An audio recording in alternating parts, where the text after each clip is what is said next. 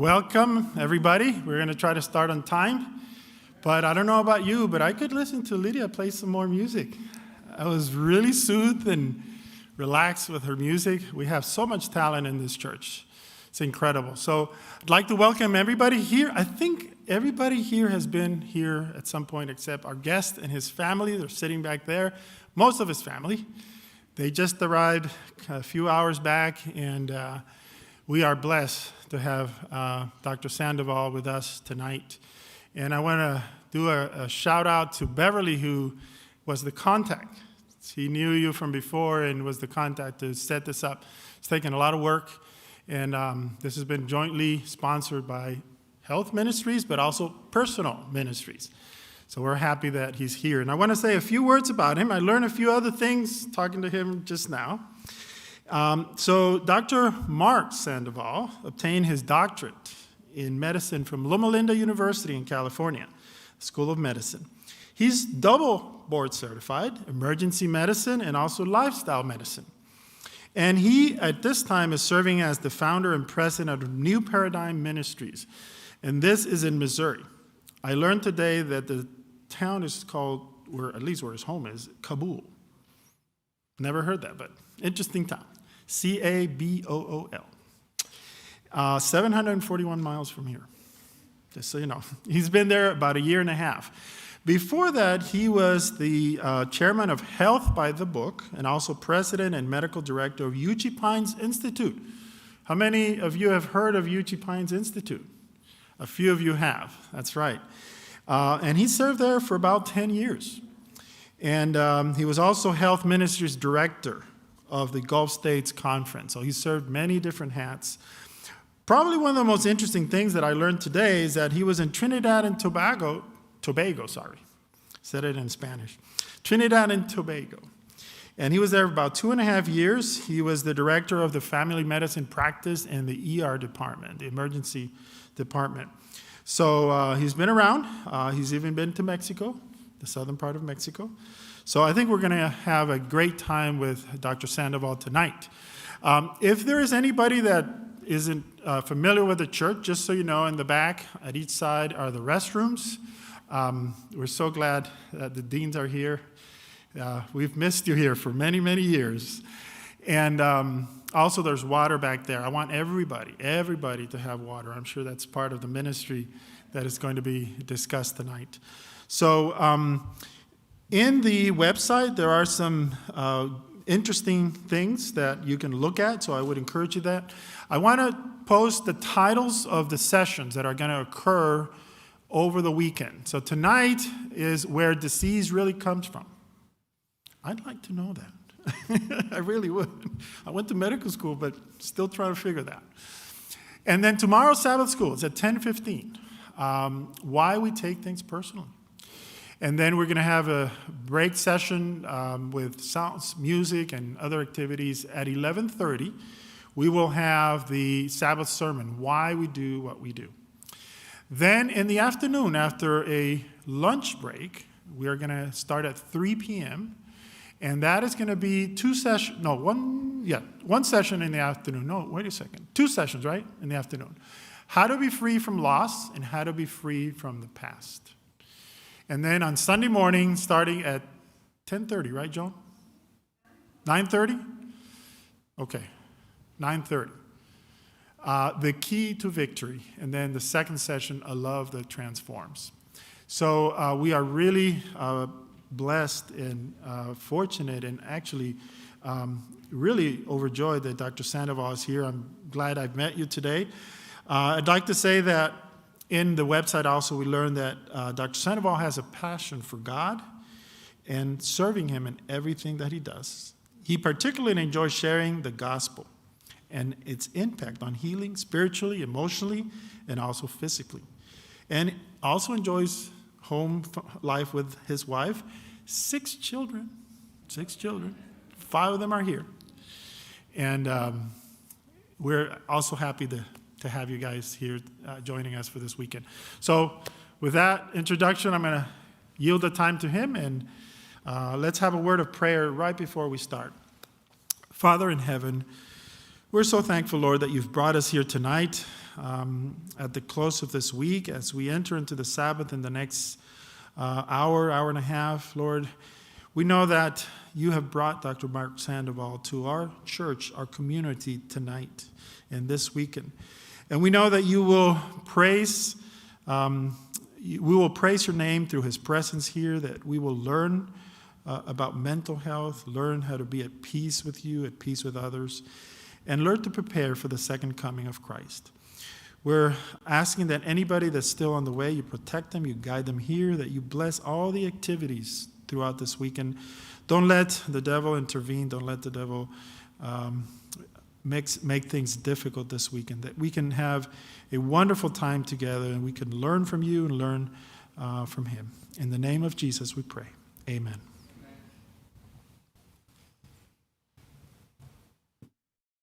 Thank you very much for that introduction.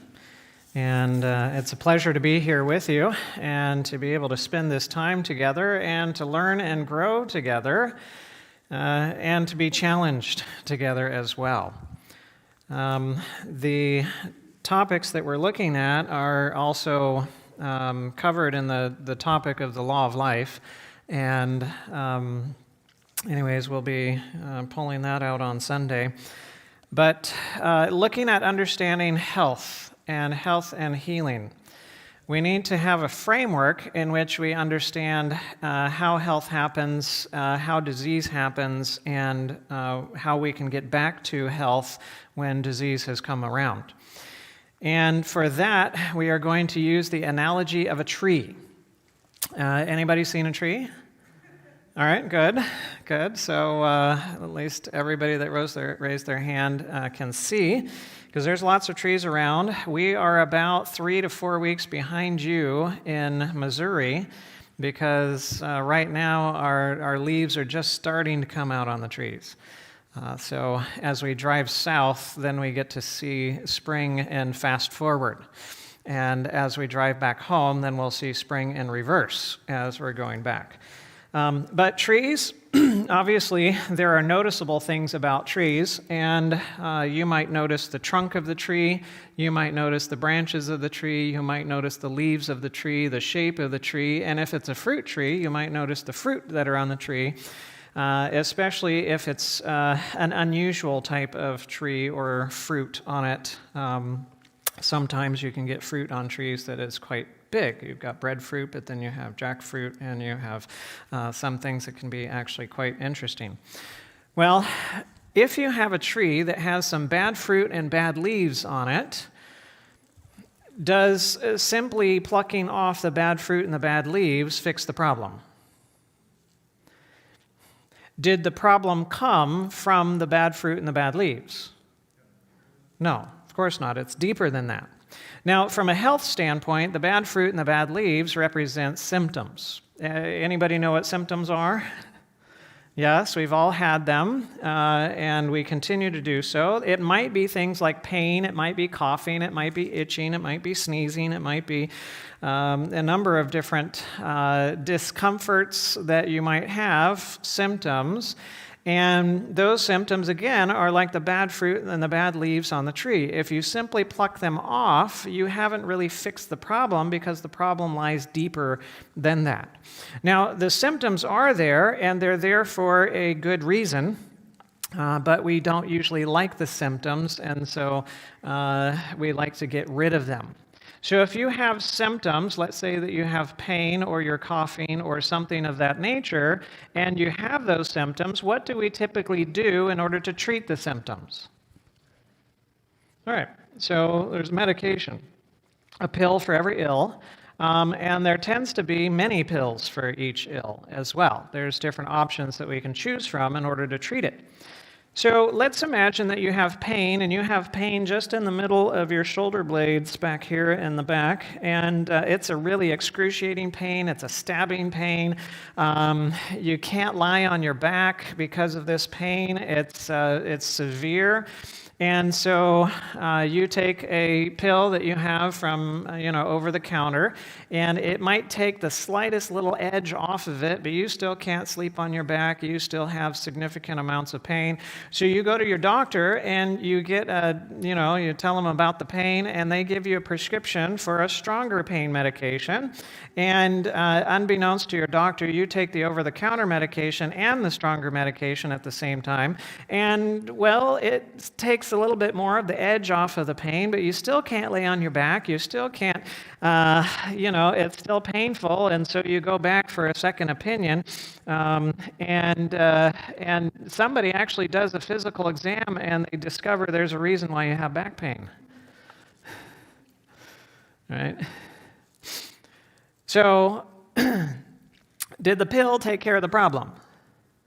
No, right? Because it's not going to be able to fix that. There's some other interventions that we need to do in order to fix that, which might be surgical and so on. So we need to understand what the cause of the problem is in order to be able to address the cause of the problem so that it can be fixed. If we only address the manifestation of the problem, then we're never really going to solve anything, because you don't solve anything by fixing the manifestation. You have to get to the cause, right? You got to get to the roots of it, right? So, if you had a knife in your back and there was extreme pain, well, praise the Lord, there is something that you could probably take, right? If I cut my finger off, I would be very happy that there's something to deaden the pain in order to help out with it in the meantime, right? There might be a number of different options that one could look at from that standpoint. Now, symptoms are kind of like a fire alarm. Is a fire alarm something bad or something good? All right, so it's something good. When is a fire alarm active? When something is bad or when something is good? All right, so when the fire alarm is going off, you know that there's something bad, but the fire alarm itself is something that's good, right? So symptoms are similar. Symptoms are good. They have a good function, but they let you know that there's something that is bad, right? Something's wrong. And the problem is, of course, the fire. So if our solution to the fire alarm that's going off in relation to the fire is we don't like getting annoyed by the fire alarm, and so we take a pillow and put it over the fire alarm, then have we done a lot of good for ourselves in that way of trying to treat the problem? No. Well, your arms might get tired holding that pillow over the fire alarm, so let's get some duct tape and let's tape it down so you can go back to bed and get some rest without being annoyed by this annoying fire alarm. Good plan, bad plan? Bad plan, right? Bad plan. Because there's a problem, and the problem continues to exist even though you have kind of muffled or covered up the alarm that's telling you that the problem is there. So this way of dealing with the problem when it comes to health is not a good idea. Now, again, the problem does not begin in the fruit and the leaves. Where do the fruit and leaves grow from? Well, I don't know if you've ever dug in the ground and looked for leaves. You don't usually find them, right? The fruit and the leaves grow on the branches, right? And the branches represent our behaviors, right? This is things like breathing and drinking and eating covering, exposing, other things of that nature. These are maybe your lifestyle factors, right? What you do has an impact upon how you feel. So if you have good branches, you're likely going to end up with good fruit and good leaves. If you have bad branches, you're going to end up with bad fruit and bad leaves. So are the branches important? Yes. And if you had a tree that had bad fruit and bad leaves, could it be helpful to prune the branches? Yes. But will it fix the problem? Does it still yet address the problem? Yeah, the answer is no, right? The answer is no, because there's something deeper than that. There's a reason why you do what you do. And there's a reason why you don't do what you don't do. And if you don't get to the reason why you do or you don't do what you do or don't do, well, nothing's really going to change, right?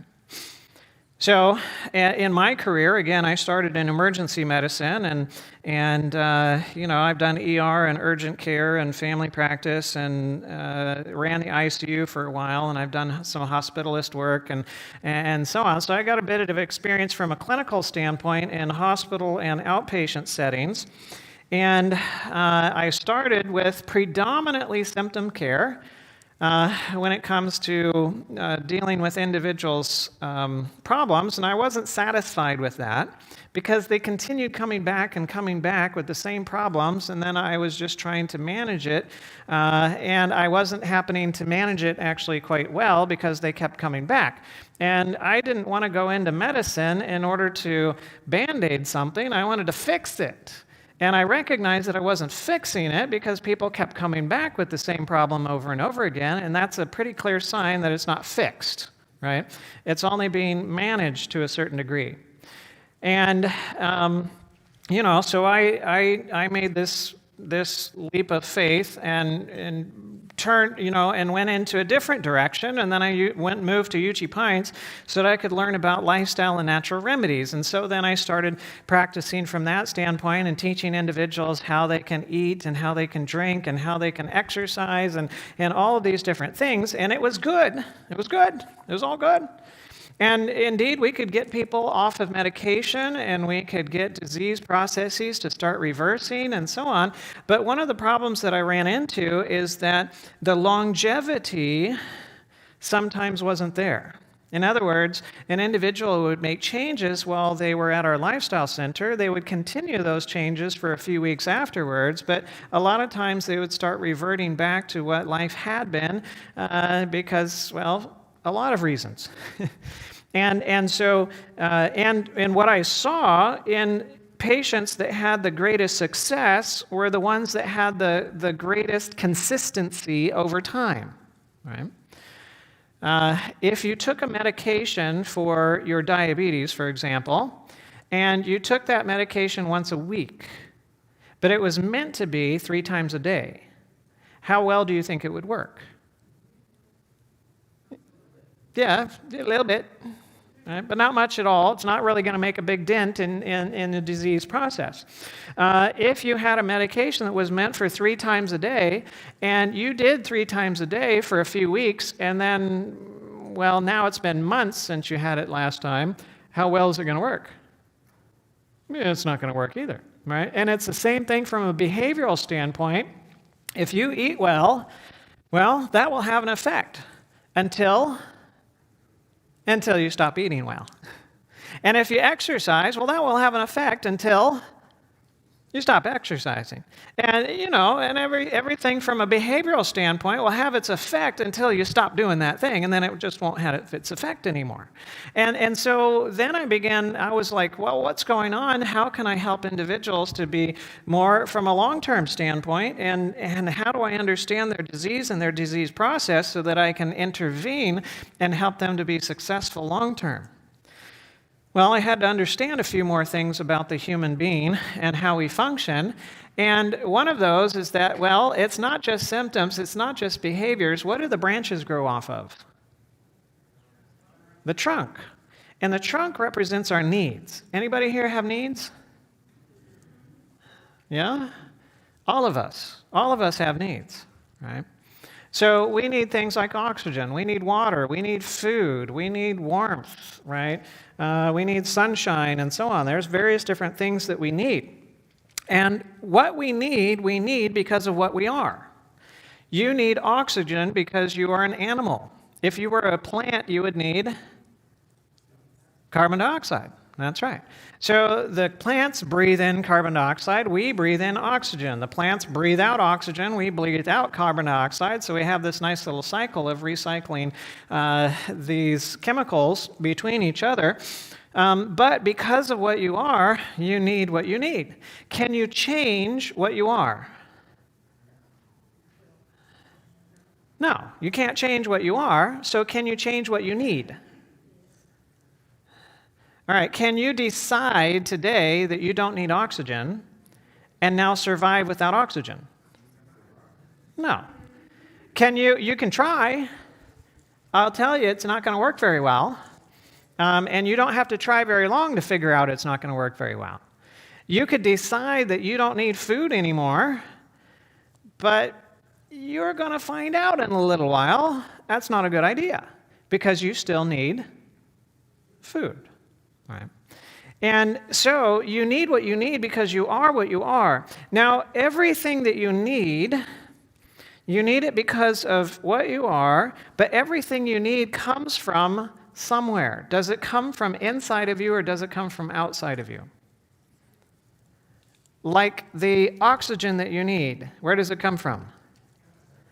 Outside. Now, what if the oxygen stayed right there at your nose and your lips? Would you live or would you die?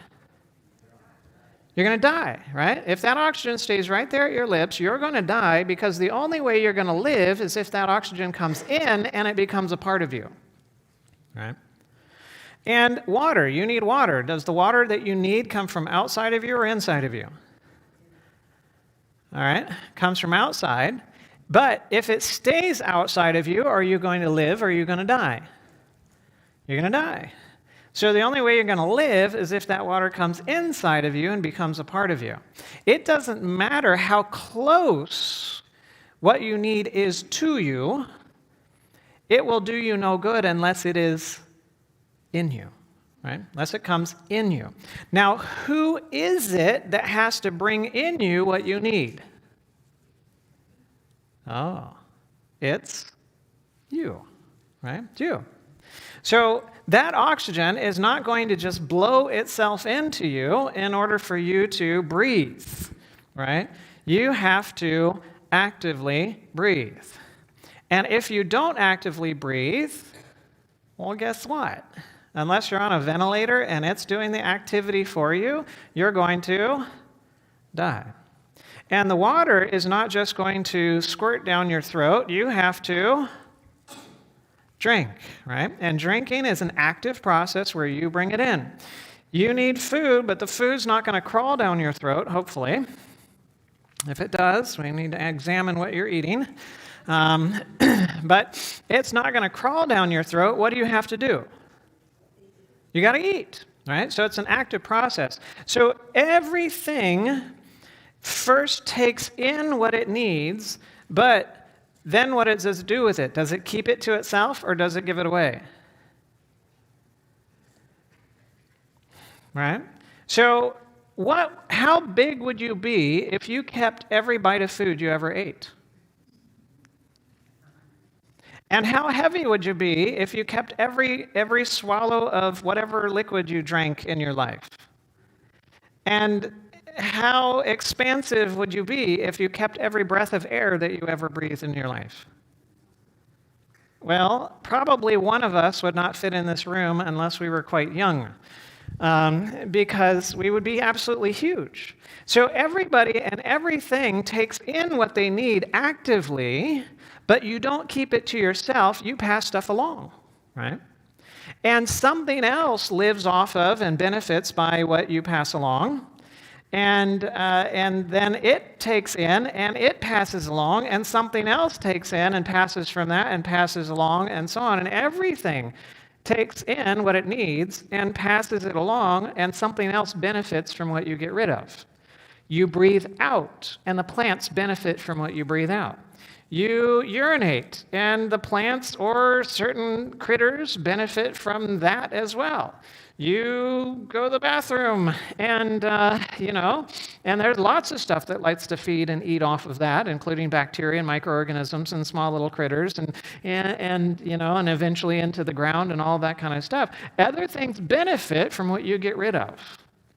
Everything takes actively and gives actively.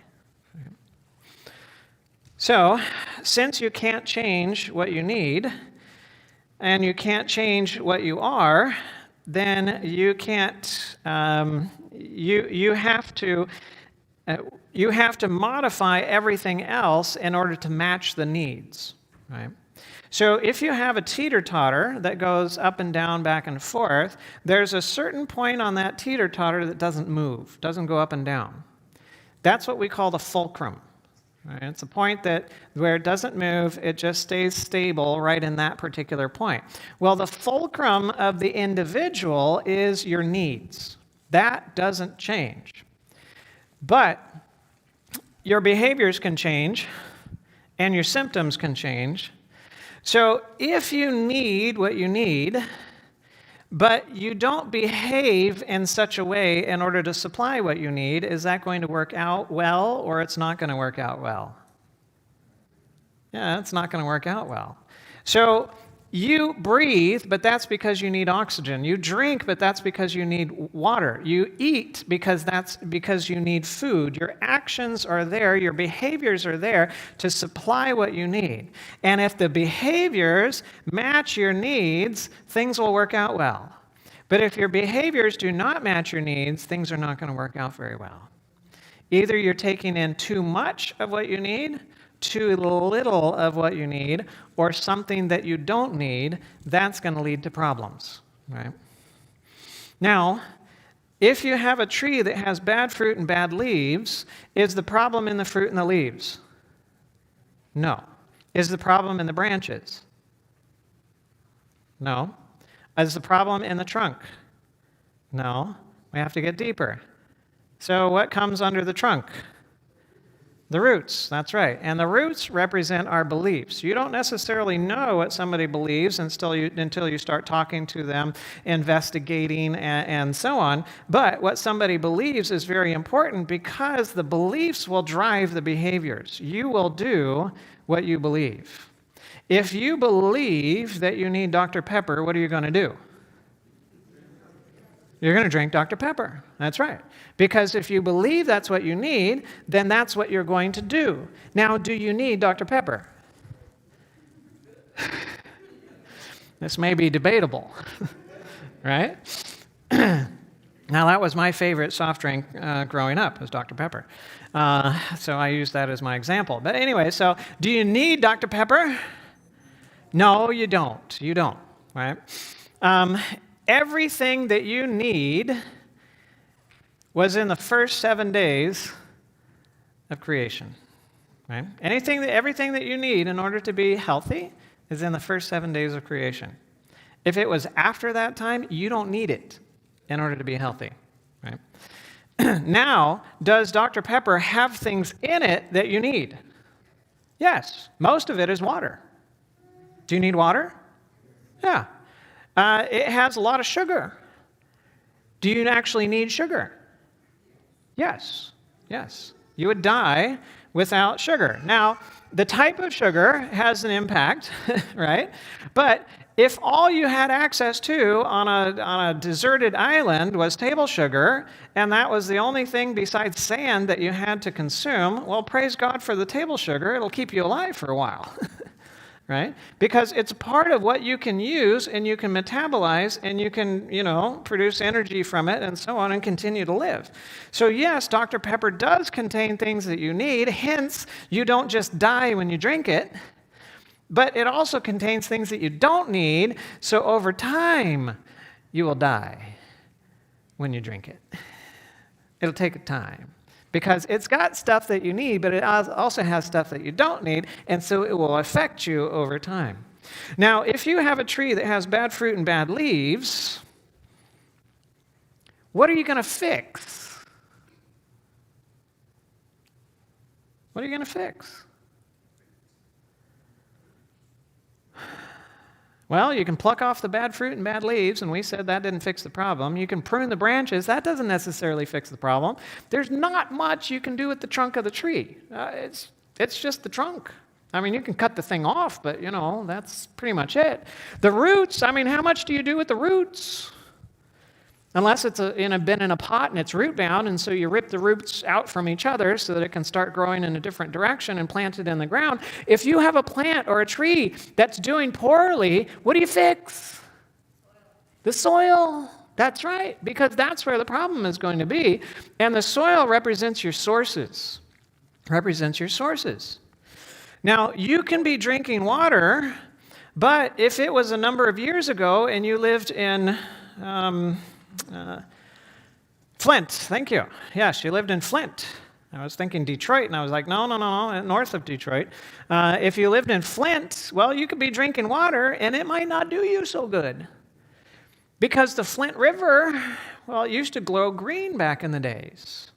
It did, actually glowed green at night back in the days. And Flint City switched their water supply, and they started taking from the river, and their filtration system was not working for the contaminants that were in there, and so people were getting sick. Kids were getting sick. It was actually a pediatrician that figured this out because a bunch of her patients started getting sick, and she started investigating, figuring out what changed, realized it was the water system that changed, and now her kids are getting sick. They started investigating it for different toxins, and then they found out, oh, voila, there we go.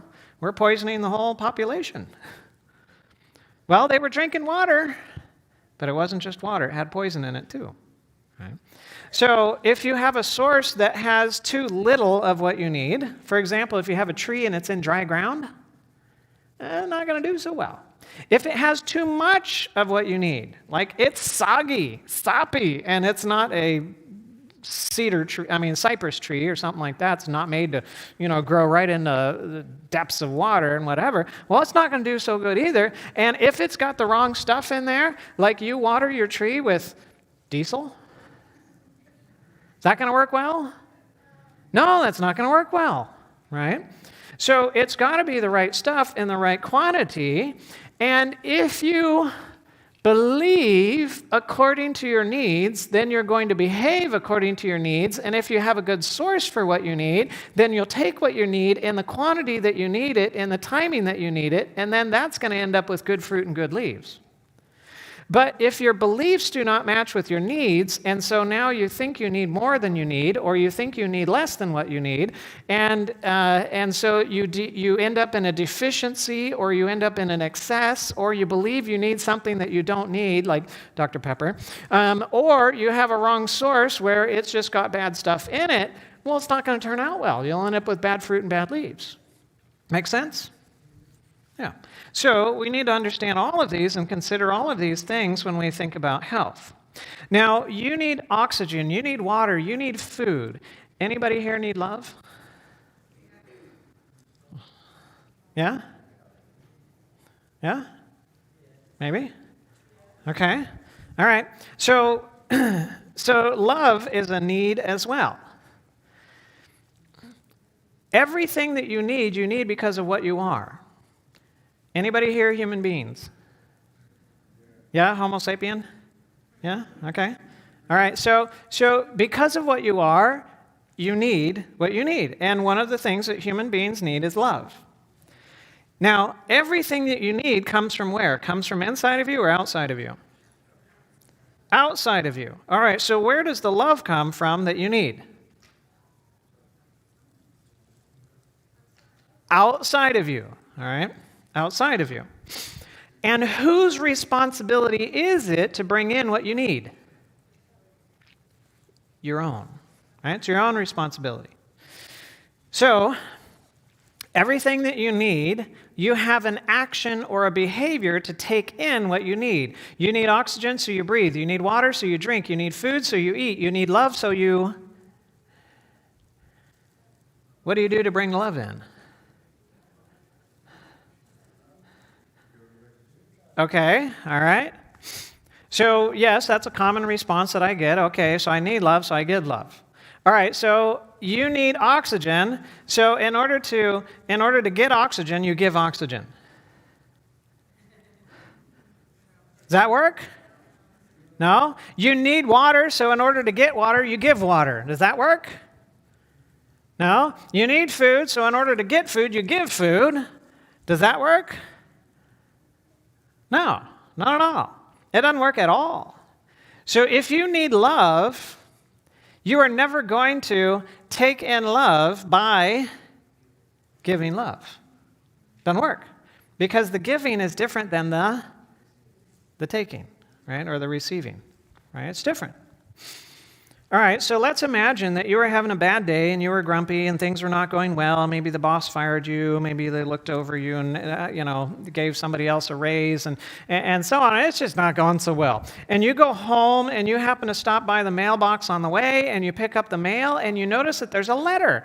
And it's written in your name and it's handwriting. It's not like, just the usual ones that you throw in the trash, and so you look, and you recognize the name of the sender on there, and it's the right name.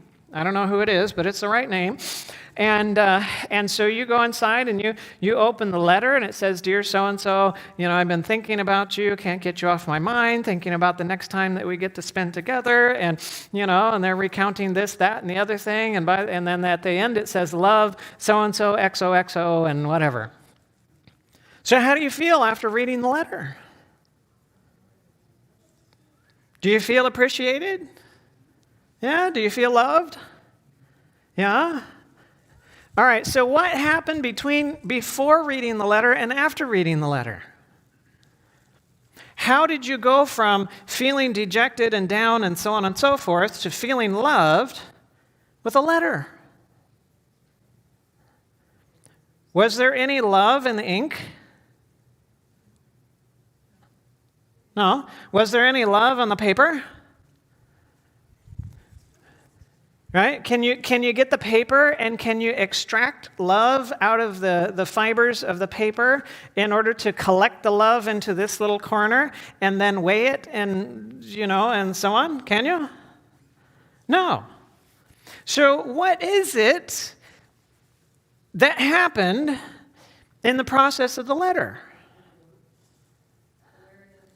Okay, an awareness.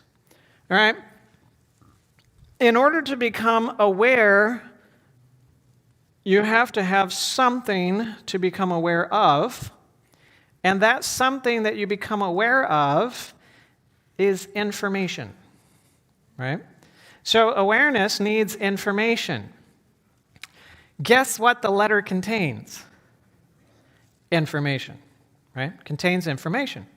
Because those little letters and those little words and those little sentences and so on and those little squiggly lines, we have been taught to interpret that this one means A and this one means B and this one means C and so on and so forth. And when these come together in this form, it means this word and this word has this meaning and these words together has this meaning. And so when you and I take the information and we interpret it, and we understand that it means love. All right? So we understand that it means love. But then how do we take in the love? Let's say, for instance, the letter was written by the local used car dealer.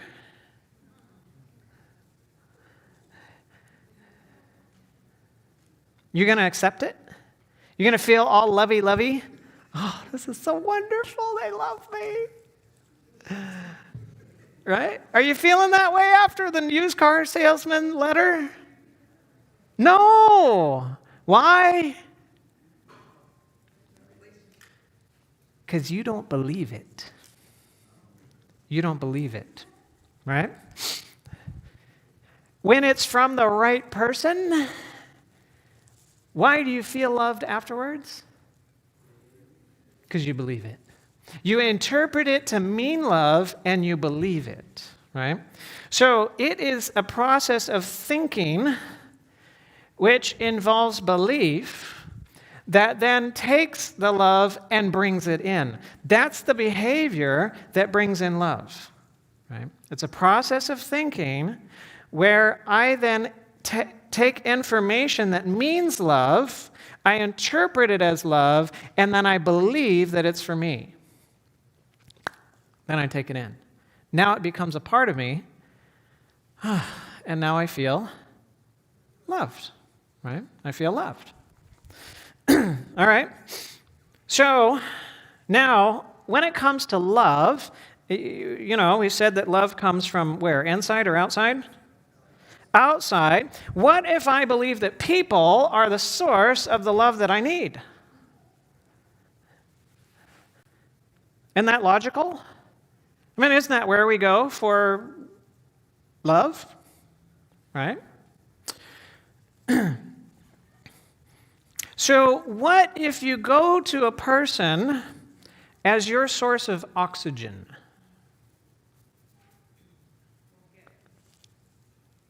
Well, either you're not going to get it, or you're going to get a little bit and you're going to take what they've got, and somebody's going to die. Because both of you need what?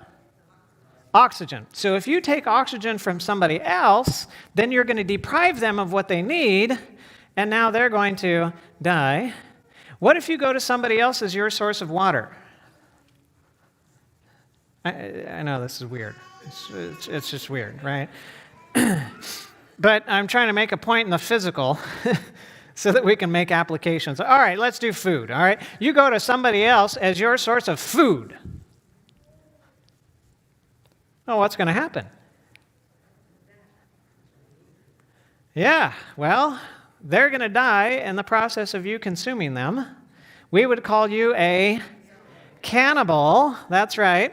And you're probably not going to turn out very well after this process because there's certain reasons why it's not good to eat other human beings.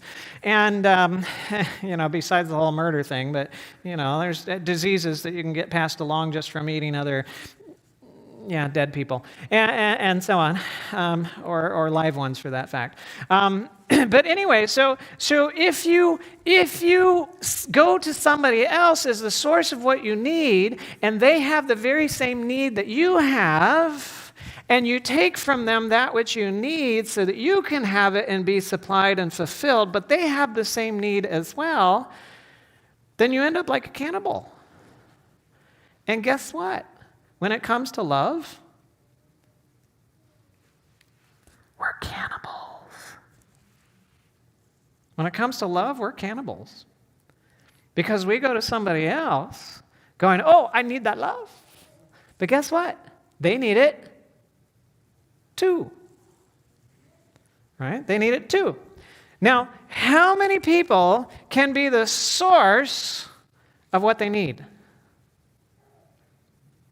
Can you be the source of all the oxygen that you need in order to live? No. Can you be the source of all the water you need in order to live? No. Can you be the source of all the food that you need in order to live? I mean, your fingernails only go so far. And then it starts getting painful after that, right? No, you can't be the source of what you need because that's what you need. That's the whole thing about a need, is you can't produce it. So how many of us need love? How many human beings need love? All of them. So how many human beings can be the source of love? Big fat zero. Not single one. And if you think somebody else can be your source of love, just try it. Just try it. Try it out. And then try it out again. And then try it out again. And then try it out again. And let me know how well it works out. Because you will end up disappointed. You'll end up disappointed. Because they can't supply what you need. Because they need it too. Right? All right, back to health. All right, everything that functions is governed by law. There's always laws that are governing everything that functions. And the laws that govern function are unchangeable. They just, gravity is what gravity is, and it doesn't change what it is. Our understanding of what gravity is might change. We had the Newtonian idea of gravity, of, attractive, one mass that's attracting another mass, and they kind of suck towards each other, and so on. And then Einstein came along, and he's like, oh, no, that's not it. Mass actually warps time-space, and when space-time is warped, then it's kind of like putting a ball on a mesh, and so on. And so the mesh just kind of comes down like that, and the closer you get to it, and the more mass that you have, the more that they're attracted to each other. Whatever. So our understanding of it changes from time to time, but gravity itself, it doesn't change. And the laws that govern function don't ever change. And proper function is only maintained by staying inside the law. And by nature and by definition, dysfunction comes by getting outside of the law. That's where dysfunction comes, when we get outside of the law that governs whatever that function is. And when it comes to laws and governing function, there is a fundamental law of all nature. This is a law that is found everywhere, under every circumstance. There is no exception to this law. It's at the foundation of all law, and it is this. 1, nothing exists from itself, and 2, nothing exists for itself. Right? Nothing exists from itself. That means that everything is dependent upon something else in order to live and survive and so on. Right? All things are dependent upon resources, material, power, and so on outside of itself in order for it to function and live. Or if it lives, function if it functions, to exist if it exists, right? But nothing exists for itself. That means that everything, whatever it needs, it will take it in, but it won't keep it to itself. It's going to pass it along, and something else benefits from what it passes along. And it doesn't matter whether it's a living thing or a non-living thing. A rock functions according to this law. You take a rock out in the middle of the desert, and when sunlight comes, it will start taking in the warmth that comes from the sun that's made available to it. And then guess what happens when nighttime comes around? It starts giving heat away, right, as the environmental temperature around it gets less than its own temperature. And that poor little lizard that would have turned into in the desert sun, it would have been baked to death. Well, guess what? It gets to hide out underneath the rock and stay cool during the daytime. And then at nighttime, as the rock is giving away heat, now that little critter doesn't freeze at night and it doesn't fry during the day. So even inanimate nature operates according to this law. And if we want to take this law and boil it down to a simple understanding, a simple phrase, it is this: everything takes to give. Everything takes to give. And everything operates according to this law of taking to give. From this, you have things like thermodynamics that tell us that all energy necessary for a system to function must come from outside that system. And from this comes things like the law of cause and effect that tells us that every effect must have a cause and every cause must produce an effect. The reason for that is that the energy, power, materials, and resources necessary for this effect had to come from where? Inside of it or outside of it? Outside. Somewhere else, right? So it's the foundation of all law, and it's what I call the law of life, hence this series and so on, which is taking to give, right? Now, as everything functions by law and is regulated by law, and effect always follows cause, then what happens if you take a symptom? Is a symptom an effect or a cause? It's an effect, right? A symptom is an effect. So what happens if you have a symptom which is an effect, and you put a treatment to that symptom, and by putting that treatment to that symptom, you take the symptom away, but the cause still remains? Right? So you have an effect, the symptom. You take some kind of treatment that takes the symptom away, the effect away, but the cause still remains. What has to happen? What's that? Okay, yeah, you need to identify the cause, but in this case, you didn't identify the cause, you only treated the effect. But the cause still remains, but now the effect is gone. What does the cause have to do?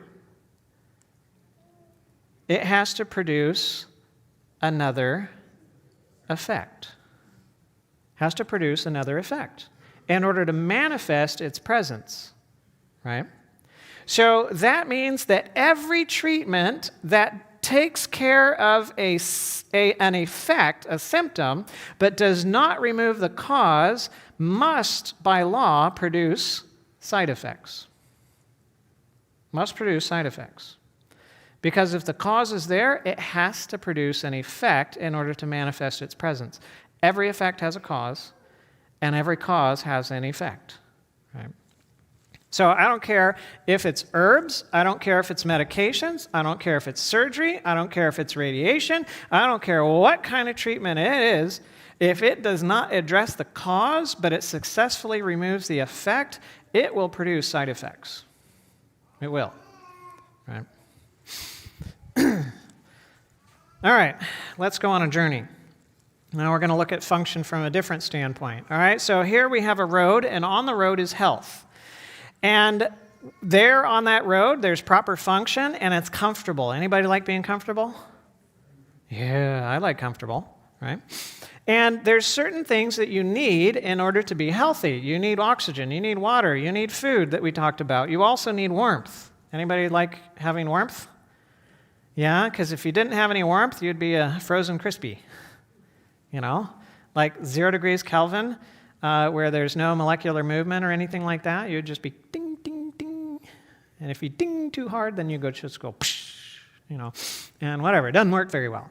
So warmth is good. We like that. We need it. And there is, off the road, there is dysfunction and there's discomfort.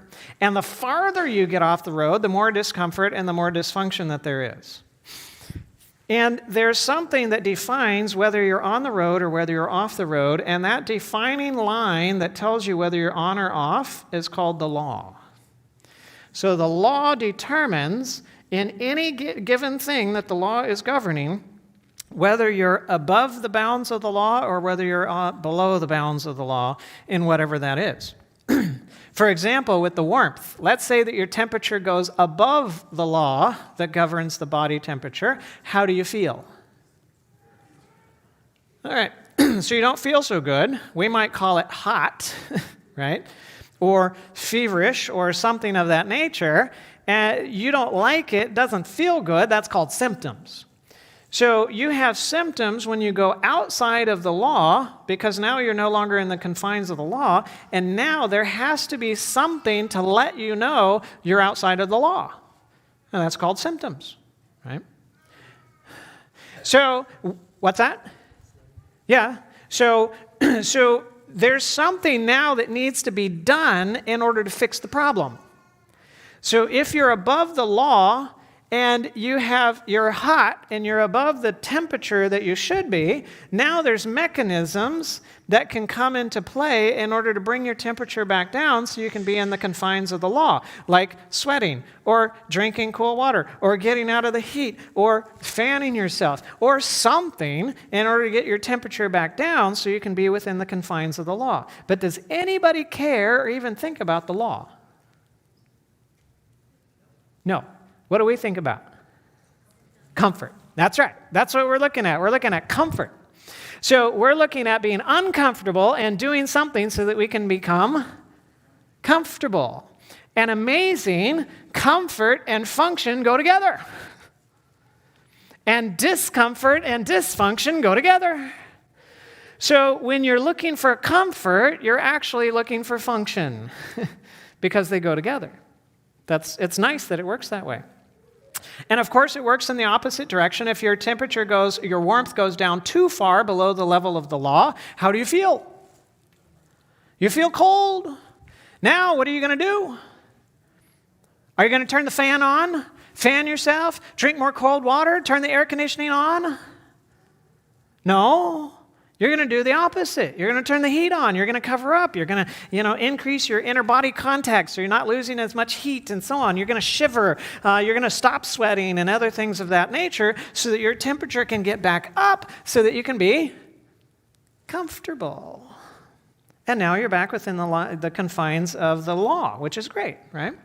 So symptoms are like the rumble strips on the side of the road.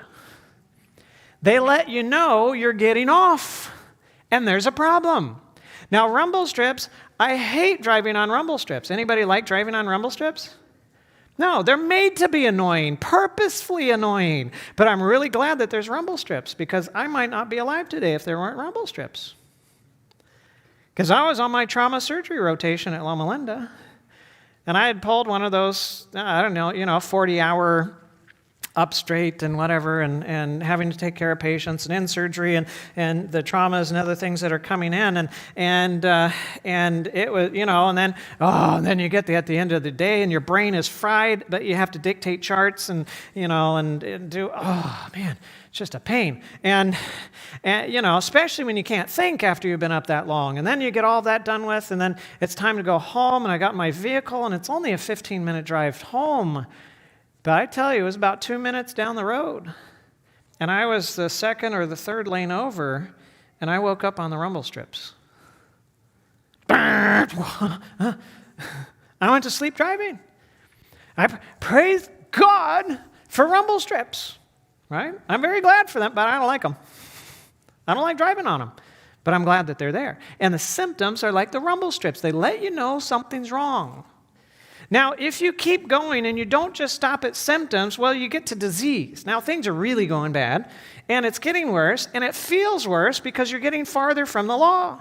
And so now you got to do something even more than you had to do before in order to try to get back. So now you might have heat exhaustion or heat stroke, and your head is pounding, and you're dehydrated, and you run out of sweat, and your temperature's really getting up there, 104, 105, 106. You're feeling sick to your stomach. Maybe you're queasy. Maybe you're getting confused and all that kind of stuff. Now, things are so bad, you might actually ask for help. You might actually accept help if somebody comes along to offer it. When things were going well before, no, thank you very much. Now, how far do you have to go off the road before you accept help? Depends on if you're a man or a woman. All right, everybody recognizes that one, right? So which species of the human family has to go way off the road until they're almost dead before they ask for help? All right, I didn't say it. I didn't say it. You guys said it, but I agree. Right? Yes, it's the guys. It's the ladies that are looking for help earlier along the way. Why? Because they don't have as much of a pride problem. Because that's a pride issue. Oh, no, I'm not going to go see the doctor. I mean, even if it's the endocrinologist, they might check my prostate. And, no. Well, I don't know if the endocrinologist actually checks your prostate, but that's the fear, and so on. So no, we're not doing that. But if it gets bad enough, you'll accept help. And you'll do some incredible things in order to get back within the confines of the law because it just feels so bad. And it's the opposite direction as well. If you go farther on, then you get chilblains and frostbite and other things of that nature. It's really going bad, and you really need to do something significant about it right now, or else things are going to get really bad really fast.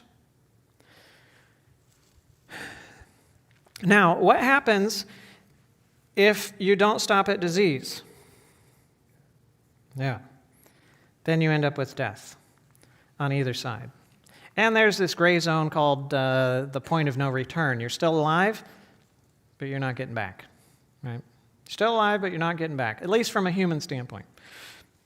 God, well, you can be dead for 4 days and you can still get back.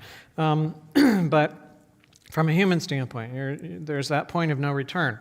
So you don't want to play with that. So are symptoms important? Yes. Is disease important? Yes.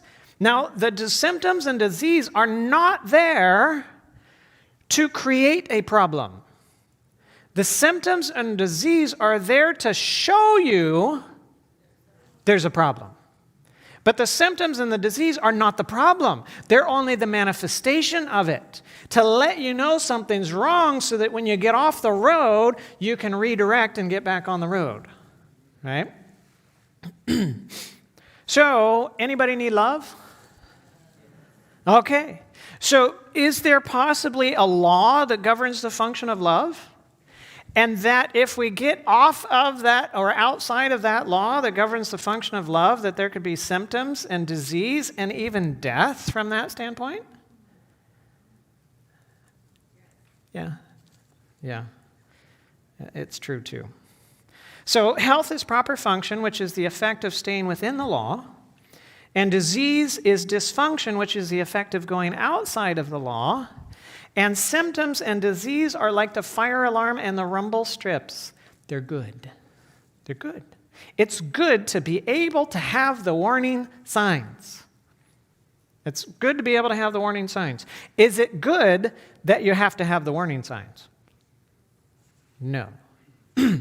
So they are the effect, and the effect is good, but the cause is bad. The cause is bad, right? Not the effect. So that brings us again to the law of cause and effect that tells us that every effect has to have a cause. Every effect has to have a cause, and every cause must produce an effect. There's no exception to this. And if the effect is present, guess what? The cause is present. So if you got the effect, you know there's a cause. That's right. And if the cause is removed, what has to happen to the effect? It's got to go away because the effect doesn't produce itself. It can't produce itself. It's dependent upon materials, resources, power outside of itself in order for the effect to actually exist. And if you take away that power, materials, resources, well, guess what? The effect goes away. Right? So, you will never have an effect without a cause. You will never have an effect without a cause. What do you call an effect without a cause?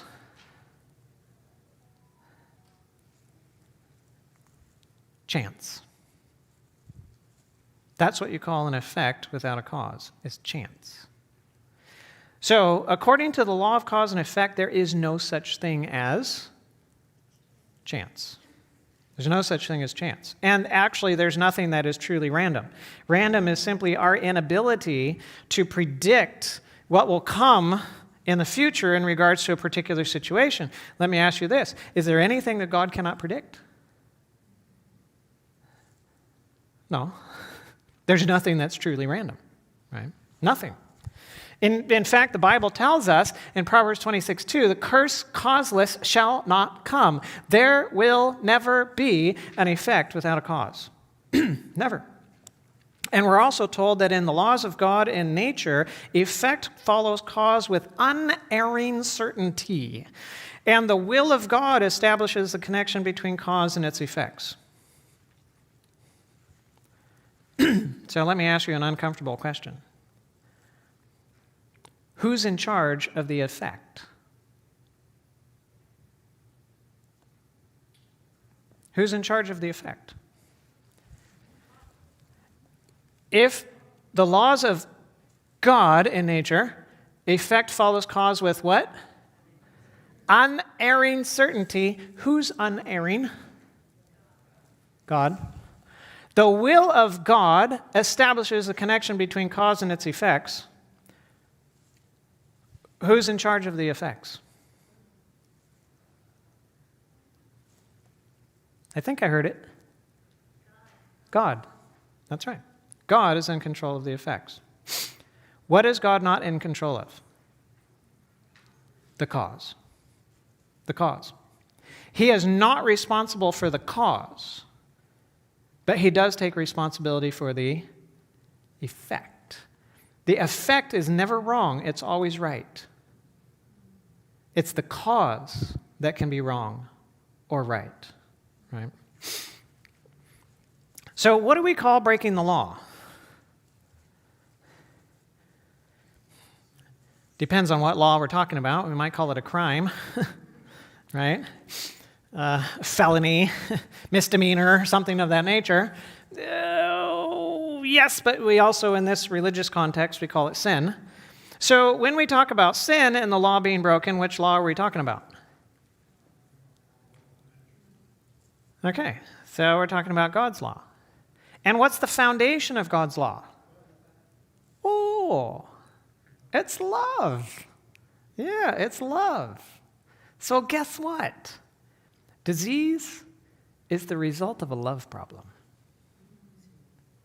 Right? Disease is the result of a love problem.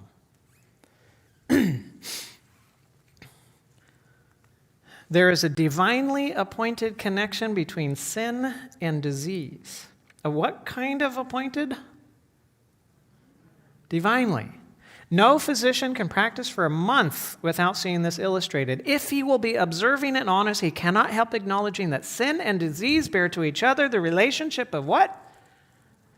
Cause and effect, right? Does that mean that it's always the individual's sin that leads to the individual's disease? No. No. Now, let's get microscopic.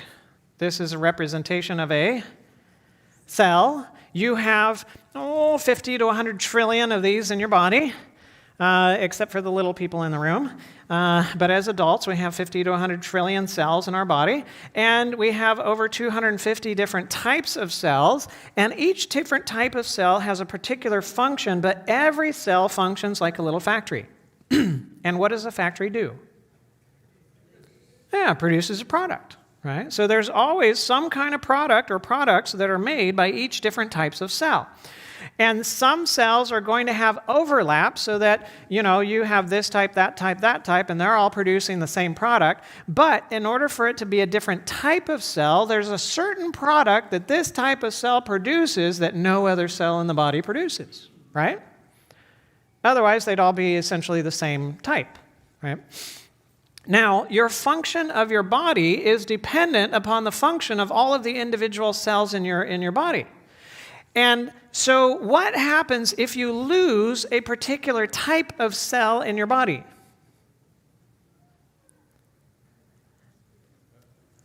Whatever function is specific to that type of cell, you lose it entirely. Right? That's going to affect your body as a whole. For example, you have type 1 diabetes. Right? And so you have typically a young person, not necessarily always, but you have typically a young person that has an autoimmune condition where the immune system starts picking off the beta islet cells in the pancreas, and those beta islet cells produce what? Insulin. And if that process goes on and it picks off all of the beta islet cells, guess what you can no longer produce? Insulin. And do you need insulin to live or no? Yes, you do. That's right, you do. Now, does somebody with type 1 diabetes that doesn't have access to insulin, or even type 2 diabetes, a diabetic, when their blood sugar levels start going up, up, up, up, up, do they die because they have so much sugar in the blood? No. They die because they can't get the sugar into the cells. And so the cells starve to death, even while there's plentiful, bountiful abundance around them, because they need the insulin in order to be able to get the sugar into the cells, right? So it's a starving process that happens there. Now, the cause, whatever the cause is, for example, if we take the type 1 diabetes, whatever the cause is, the cause will immediately begin to produce an effect, immediately. But it may take time for the effect to get large enough in order for you to be able to notice it. So let's say that you have 20 billion beta islet cells. I don't know how many beta islet cells you have. That's maybe a gross overestimate of the number. I don't know. I don't think anybody knows. Right? And it probably varies from person to person. But let's just say that you've got 20 billion beta islet cells, and right now you have a process that begins that starts picking off 100 beta islet cells every second. So you lose 100, 200, 300, 400, 500, 600, and so on, and that process continues at that rate and continues doing so. That means that you're going to lose 6,000 cells in a minute, 360,000 cells in an hour, 8.6 million cells a day, 60.5 million cells a week, 260 million cells a month, and 3.2 billion cells a year. And it's generally believed that you have to lose about half of a cell population before you start manifesting significant symptoms associated with that lack. Half of your liver cells before you start manifesting signs of liver failure, and half of your kidney cells in order to start manifesting signs of kidney failure, and so on and so forth. So how long would it take you in this process before you really started manifesting problems associated with the cause? That's about 3 years and 2 months, right? But the process would have been going on all that time, and you were unaware until it just got big enough that you can now notice it. But regardless, the whole time that the cause was there, the effect was being produced. So some disease processes are faster, other ones are slower. Some of them, it might be seconds, minutes, or hours between the cause and the effect manifesting. And other ones, it might be years, or even, like type 2 diabetes, a decade. Or other conditions, decades in the process.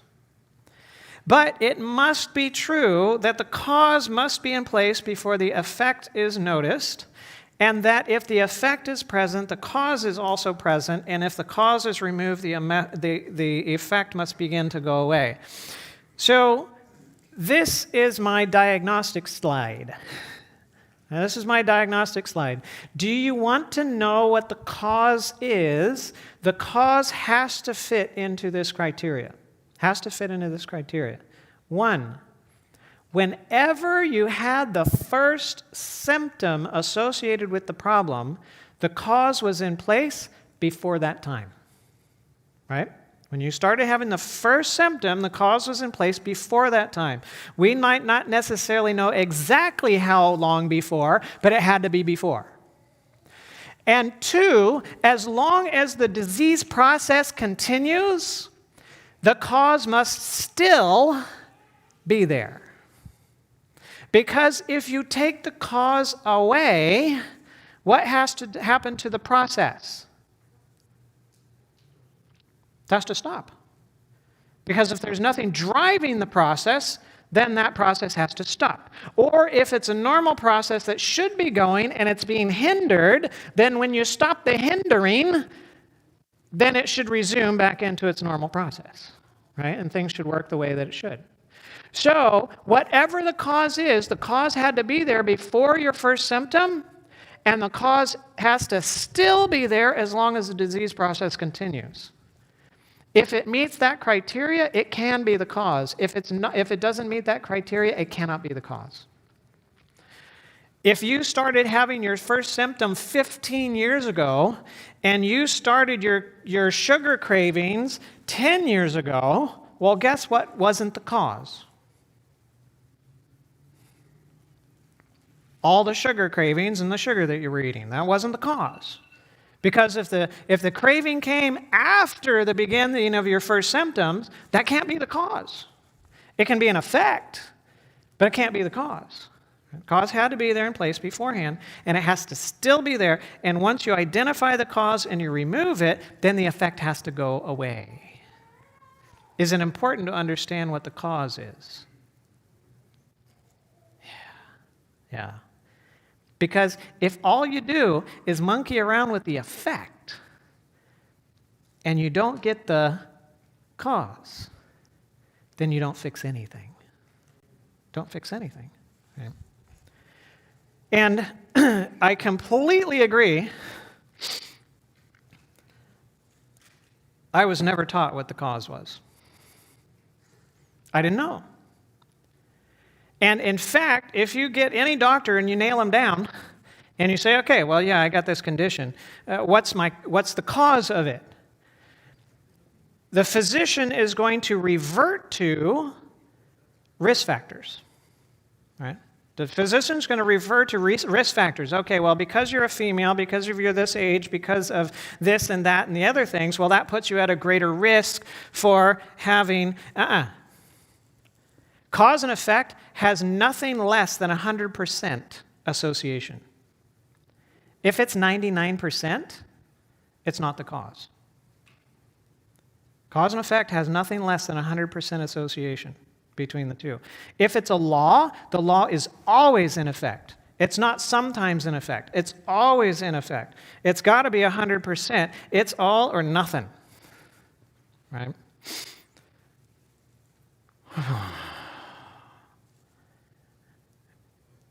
And I wasn't taught that. And I didn't learn that. And I didn't understand that. And I didn't practice that way.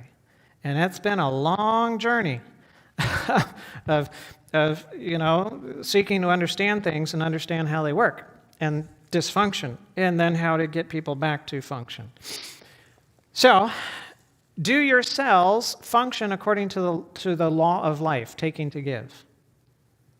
Yes, because everything functions from that standpoint. So your cells need resources in order to function, and they need power in order to function, and the resources and the power are different. Just like an engine needs fuel and it needs spark to ignite that fuel, so your cells need fuel to function by, and it needs something to ignite that fuel and get it going, put it into motion and action and so on.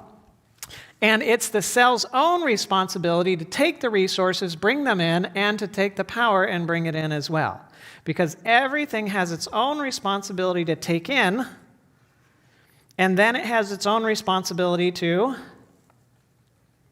give, right? And so it produces stuff based upon what it took in. Now, what is the fuel for the cells? Okay, yeah. That's the easy one. You got food, you got nutrients. But it's also the oxygen in the water, right? So it's chemicals. Chemicals are the fuel for the cells that they use in order for them to burn that fuel and to function, right? And to produce the products. And every chemical that the cell needs comes into the body through a particular way. There's a way for it to come in. Oxygen comes in through the lungs. Water and food's going to come in through the digestive tract. Warmth is going to be transmitted through the skin, right? Sunlight is going to be the eyes and the skin and so on. There's certain organs. Now, when you breathe, that oxygen is going to come in, and, well, how much of it do your toes need? Or do your toes need oxygen? Well, yeah. Do your earlobes need oxygen? Yeah. But when it comes in and you breathe, it gets to the lungs. How are you going to get it from the lungs to everywhere else? Yeah, it's in the blood, right? So the blood is the transport mechanism. It's the train. It's the semi that's carrying all of the raw materials, the chemicals, to the different cells of the body so that they can take what they need and have the fuel so that they can function. And that's why the body tells us that for the life of the flesh is in the blood. Because all of the material, the resources, the fuel that the cells need comes in the blood. And what happens if you have problems with the blood? And you can't get the blood to a certain area? Well, there's going to be a problem. And those cells are not going to do so well. And if the problem is bad enough, they're going to die because they just don't have the fuel in order to be able to work. So in order to have perfect health, you also have to have perfect circulation, right? It's important because you got to get the raw materials there. Now, the cells can extract what they need when the concentration or the quantity of the materials that it needs is available to it. But what happens if there's too little and it's just not available? Are the cells going to be able to function well? No. What if it's too much and now there's an overabundance? How are the cells going to function? Well or not well? Yeah, no, you're going to have problems on either side. So you need to have the right quantity that's there so that the cells can extract them and work the way that they're supposed to. Now, how much function are you going to have in the engine if your tank is full of gas and you don't have a spark plug? Or you don't have some kind of electrical system in order to ignite the fuel and get it burning? How well is it going to work? Yeah, not at all. So we've got the fuel, but where's the spark going to come from? What is it that's the spark, the energy, the power that the cells use in order to ignite or get the chemicals working so that they can function? And it's not the chemicals themselves. I asked this question and I say, all right, well, where does the power come from? Everybody tells me it's sugar, it's the food, and what? No, that's the fuel. That's the fuel. Where does the spark come from? Right. Well, cells don't just function as chemical units, they function as electrical units too, right? Because they have positively and negatively charged particles inside and outside the cell. They regulate those, they pull some in, they leave some out. There's a voltage difference between the inside of the cell and the outside of the cell, and resting membrane potential around -70 to -90 millivolts on a cell, and so on. They function as electrical units. And in fact, you can take the nucleus out of a cell and it will continue to function quite well while it still has the raw materials available to it to continue its function. Because a cell is not driven by the nucleus, it's driven by the cell membrane. And that's all electrical that's driving that. The nucleus is simply there as a blueprint in order for the cell to be able to rearrange molecules, to produce new products and so on, and replace things that were damaged as being the blueprint for that. So where are the cells of the body going to get that spark from? Remember the laws of thermodynamics. All energy necessary for a system to function must come from where? Outside the system.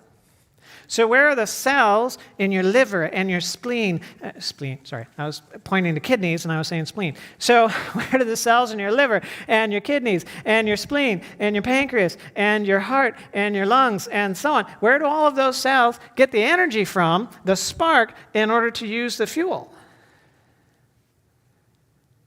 Okay, ultimately, yes.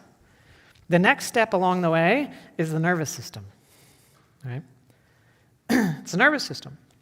So it's going to be your central nervous system. That's going to be the initial component where that's going to be. And then that is mediated by the nerves to the different cells of the body, which releases chemicals that the cells take in, and it changes and regulates how they function. Where's the brain going to get the spark from? Because the energy has to come from where? Outside. So where's the brain going to get the spark from?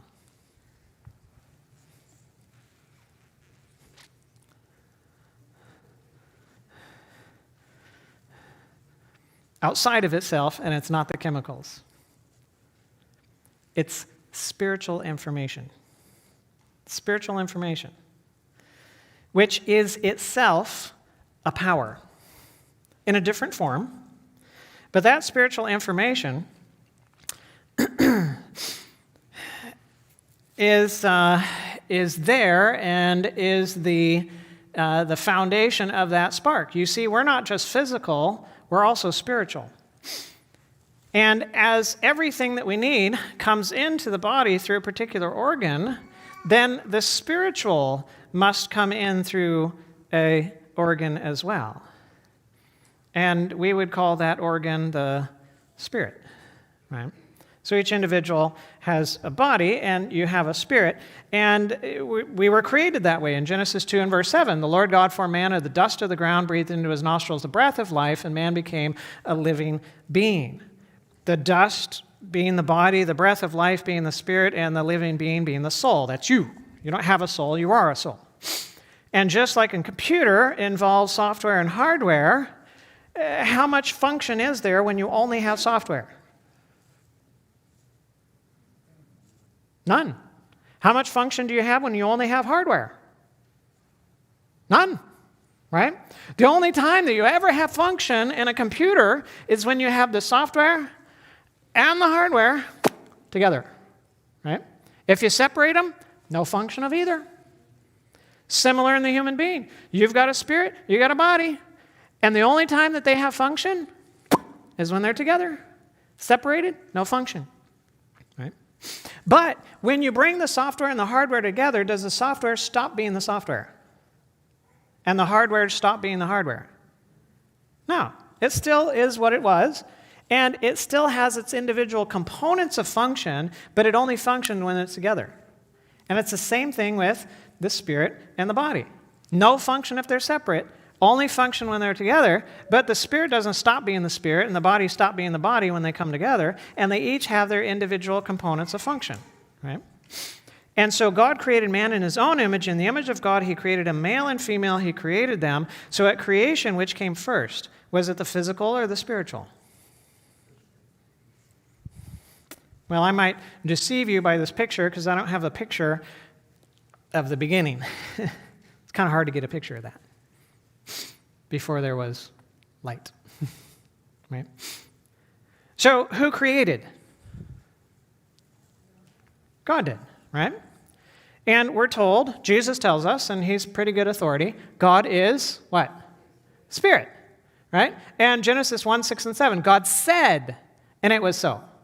And John 1 goes on to say that in the beginning was the Word, and the Word was with God, and the Word was God, and so on. And it goes on to say that through him all things were made that were made, and without him nothing was made that was made. And so it was the Word who became flesh, who dwelt among us, who was Jesus Christ, right? It was Christ who spoke all things into existence, and he says himself, the words that I speak to you, they are spirit, and they are life. So, which came first? Spirit. That's right.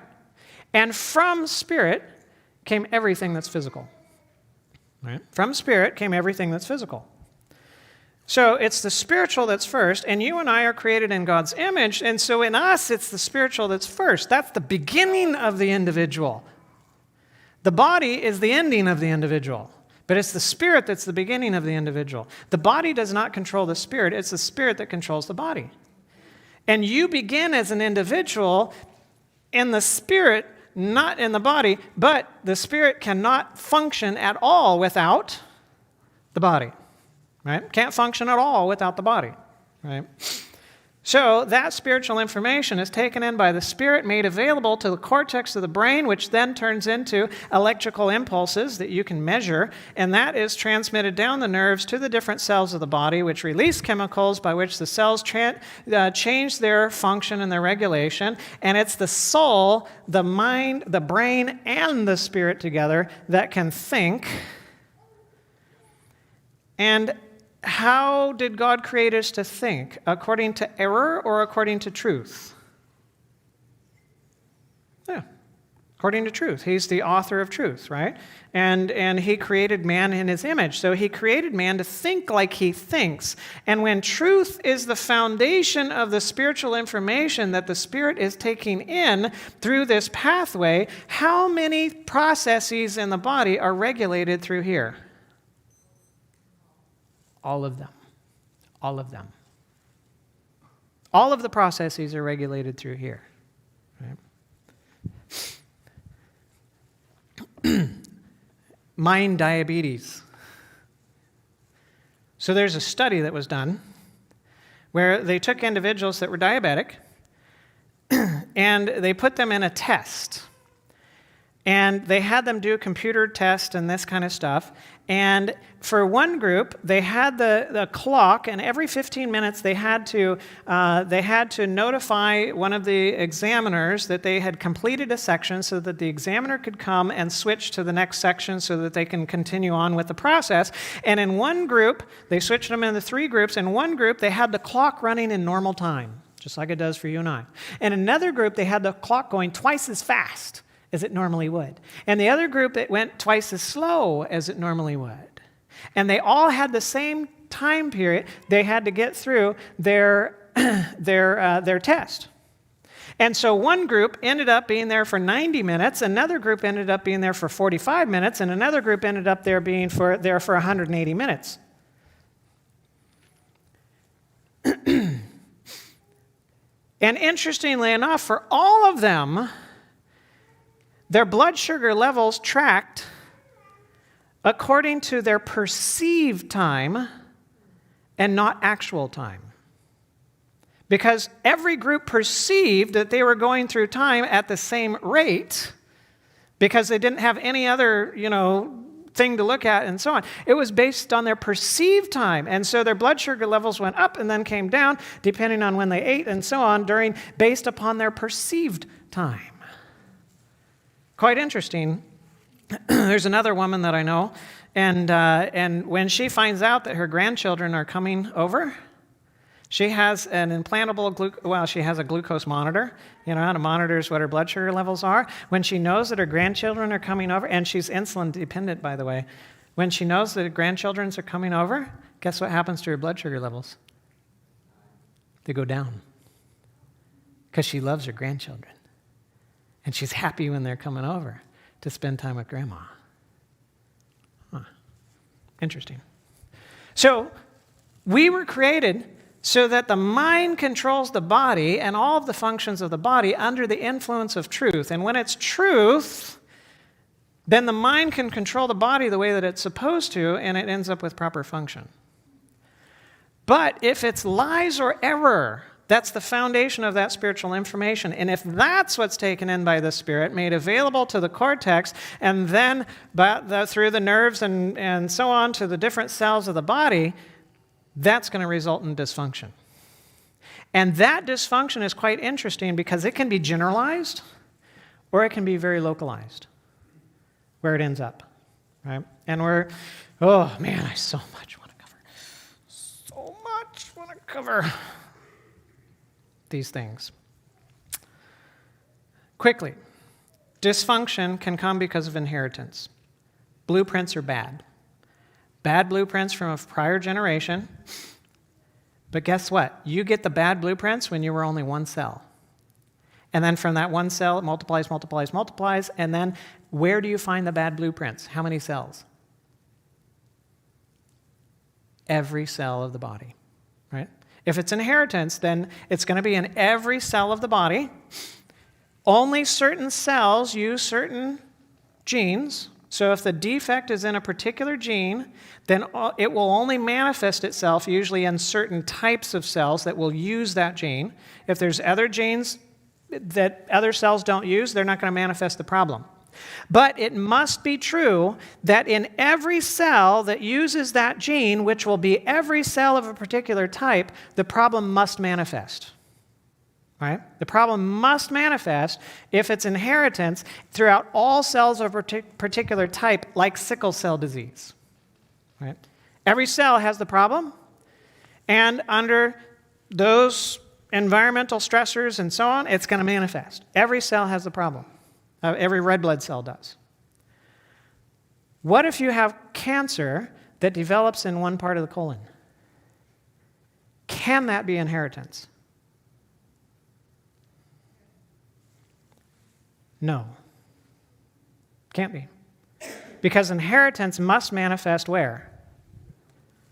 All of the cells of a particular type.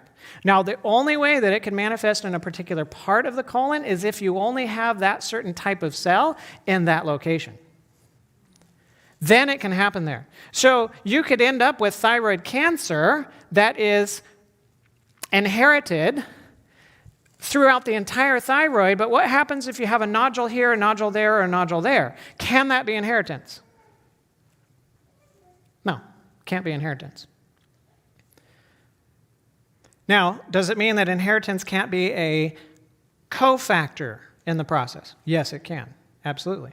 But if it begins in a particular spot within a particular type of tissue, there has to be something that's a trigger in that area to take the existing genetics and use them. Right? So that's inheritance. And if it's inheritance, it's got to be through all the cells of a particular type. What about environment? Environment means trauma. Trauma can happen localized. You can bang one finger, the other fingers are okay. You can have trauma in this spot, and other spots are okay. Trauma disrupts existing function. It does not create new function. So you cannot, from trauma, develop a new process. All you can do is disrupt an existing process. And trauma, we usually know when we've been burned, frozen, stabbed, slapped, punched, kicked, other things of that nature. Then there's chemicals. Chemicals can either be in too small of a degree, too large of a degree, or the wrong stuff that's there, and it can create problems. And just like inheritance chemicals are used by different cells at different rates. So if you have iodine deficiency, where are you going to see it first? Thyroid. Because it has the highest utilization of iodine, and it'll run out of it first if you run out of it as a resource. So just like inheritance, you will find it manifesting across all cells of a particular type, but what if you find it where it's a bit here, a bit there, a bit there, and a bit there? Is that the chemical itself? The answer is no. It's not the chemical itself. There's something else that's going on. If you walk down the beach and you see this, what do you conclude? Yeah, somebody's very good. Do you conclude that the sand made the sandcastle? No. Chemicals cannot concentrate themselves. They can be concentrated, but they can't concentrate themselves. So something has to act upon the chemicals in order to bring about the concentration.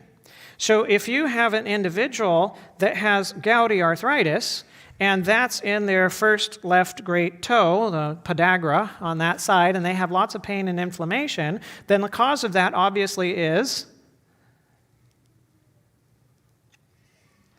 well, we would say uric acid. Right? Because when you do a joint, you go and you stick a needle in the joint and you suck out the fluid, you find uric acid crystals that are there. That's great. How did the uric acid crystals get there in a concentrated form? Did they decide that they were going to have a party and go, hoo-hoo, everybody meet at this address in the body and we're going to... No. If I want to know if you have gout and that might be, uric acid might be related to this, I'm going to send you to the lab and I'm going to have the lab draw blood. Where am I going to have them draw the blood from?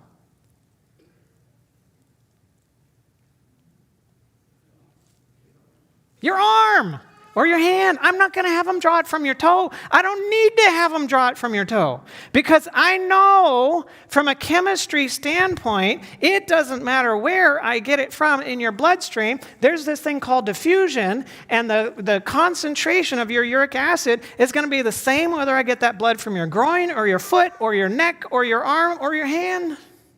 And it doesn't matter if I get it from the left side or the right side. It's going to be the same. So if the concentration of uric acid going to your left foot as going to your right foot, where's my cursor? There it is. If it's the same, then how come we have a party over here and no party over there? Is it the chemical that's the cause? No, can't be.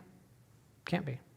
But you can use medication like allopurinol and others that can decrease the uric acid level, and if the level goes low enough, then the manifestation goes away. Well, that's like having the sandcastle on the seashore and then pouring water over it and getting the sand out of it. Well, then you don't have a sandcastle anymore, but did you take care of the sandcastle builder? Anybody ask the question why they have it in their left foot versus their right foot? Or when they come in, it's in their right foot and not in the left foot? Or why sometimes they come in and it's in both feet? Or cancer. You have somebody that develops cancer, and they develop cancer, in this case, it's a male breast cancer on the left side. Anybody ever ask the question, why is it on the left side? Why did it start there? I mean, isn't there breast tissue on both sides? If it was an inheritance issue, should it show up in one spot? No. If it was a chemical issue, you're eating your hamburger and bratwurst and other things like that, and that's all cancer causing, then shouldn't it end up both places? When you eat that food, doesn't it go to the right side and the left side? So why does it show up on the left side and not the right side? Or why does it show up on the right side and not the left side?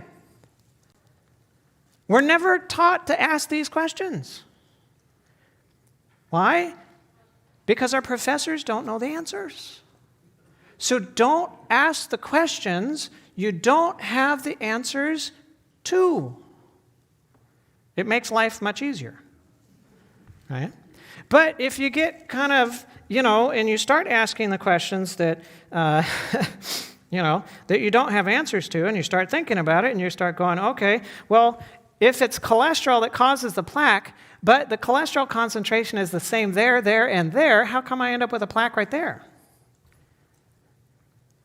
If it was just cholesterol, shouldn't it look like that? Yeah. Something else is going on. It's not just the chemical. Chemicals can't concentrate themselves. But what can concentrate chemicals? A living cell that can pull chemicals into itself against a concentration gradient, and that can release chemicals against a concentration gradient can do that, right? So it's actually a cellular function. It's not a chemical function, right? And guess what? You got a nerve going from your right upper middle cortex that goes to your left great toe over there. And if you wanted to get to the other toe, you have to get to the other cortex. And you can have a signal that's sent from the cortex to that particular part of the body that can send then chemicals to the different cells that are in that area so that the cells can take uric acid and pull it out of concentration, concentrate it, and then spit it out into the joint. And now you have super concentrated uric acid with uric acid crystals, and you have gouty arthritis. And you have a nerve ending going to that part of the artery, not going to the other parts of the artery, where you can have a signal that's sent, that's picked up by the cells in the area, and the cells produce an inflammatory response that's then responded to by the white blood cells that are full of cholesterol. And as long as that signal is there, the white blood cells full of cholesterol come and dump and come and dump and come and dump, and you start developing a plaque and more plaque and more plaque and more plaque. And guess what you can do in order to speed up the plaque development process? Be angry. Anger speeds up that process. And cancer? Well, guess what? You got a nerve going to the center of that tumor. And the research shows you cut that nerve, the tumor changes how it behaves. In fact, there are studies showing that every step of cancer process, from beginning to end, is all affected by the nervous system. Anybody ask your patients the question, what was going on in your life the year or a few years before you developed the cancer? Ask that question, and it'll be interesting the answers that you get. Because you'll find out they had a divorce. You'll find out they lost their job. You'll find out that somebody important to them died. You'll find out some kind of trauma happened in their life, and they were burdened over it, and they had a loss that they couldn't control. And now a year or a few years later, they've got cancer. Can that create disease? Absolutely. Absolutely. And in fact, 90% of the time, the cause for the disease is found here. It's found here. And by the way, a biopsy will never tell you why you have the cancer. It'll only tell you what cancer you have, because the why is the cause, and the cause always must come where? From inside or outside? Outside. The answer is always outside of where you find the problem. Always outside of where you find the problem. And finally, you can have dysfunction and disease because of the enemy, like in the case of Job. It wasn't Job's sin. It wasn't his issue. It was the enemy's sin. But God permitted it for a particular reason, and once that reason was done, taken care of. I guarantee you that if Job existed today and he came into the emergency department, I would IND at least one of those abscesses, and I would culture it, and I would find out what kind of bacteria is growing in there. And then what would I do? I'd give him antibiotics in order to treat that particular type of bacteria. Guess what would not work? The antibiotics. Because the cause of the problem was not the bacteria. The bacteria were only used as a part of the process. All right? They were only used as a part of the process. The cause was the enemy and his attack, and nothing I would do to treat that would make it go away until God said, okay, it's done. And then he would get better. So these are things that we need to see, we need to understand, and many of us don't.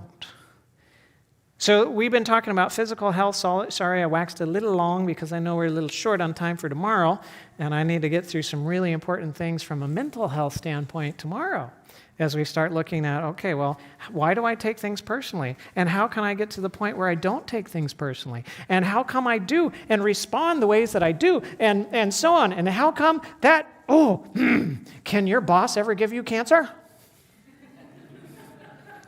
Or better yet, your spouse?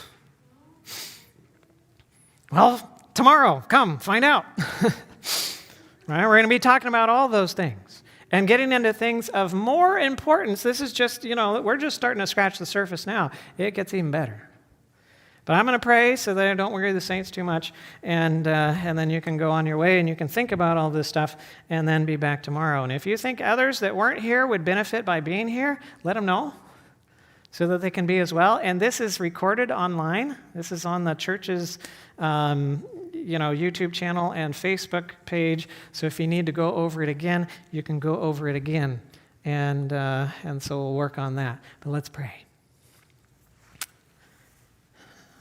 Dear Heavenly Father, thank you so much for your blessings. What a wonderful God that you are. Thank you for creating us in such marvelous, wonderful ways. And Lord, as we grapple with these things, as we seek to understand the roots of the problems, the cause, that we might be wise in addressing the cause and not just the effects, that we might have true healing and not just management of a condition over long periods of time. Lord, we ask for your wisdom and your understanding, and help us to be free. Jesus never turned anyone away that came to him. And he still doesn't. And so, Lord, may we learn to come to you, who you are the healer, and put our hope and our trust in you, and understand that you still heal today as you did in the past. And this we pray in Jesus' name. Amen. Thank you very much.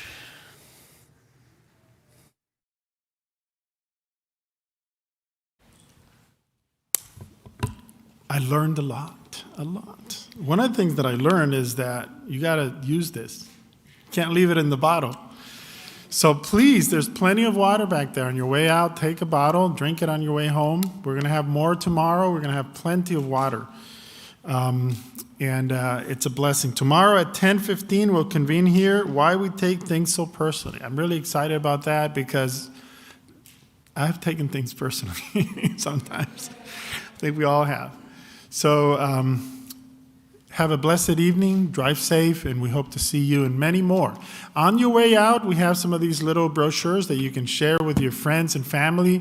Please call people to come in. We want to see this full tomorrow, and we're going to have a blessing.